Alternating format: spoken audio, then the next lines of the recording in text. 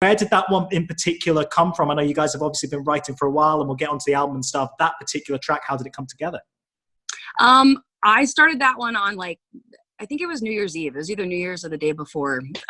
Just got the initial idea going. And I've been going through a time more recently where I'm trying to break my habits that I've developed over the years, writing and performing. Just, you get in a way where you're like, okay, this is what works for me. This is the formula. This is where I sit. This is what I do. And that kind of makes you gravitate towards the same things and makes everything kind of sound the same, which can be frustrating. And I have developed a habit of starting to kind of track at home to where it sounds pretty good early on before I have lyrics or a completed melody idea, even just like chord progressions and stuff. Just like I start recording, because now, you know, we have the technology to make it sound pretty good at home.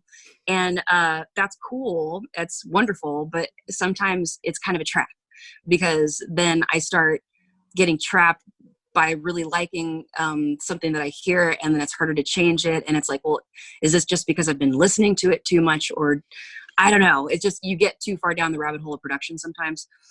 So with this particular song, I broke that habit. I was sitting out on my porch and just like singing to myself, and had the melody first, which isn't normally what I do. And I didn't go and record it for 2 days.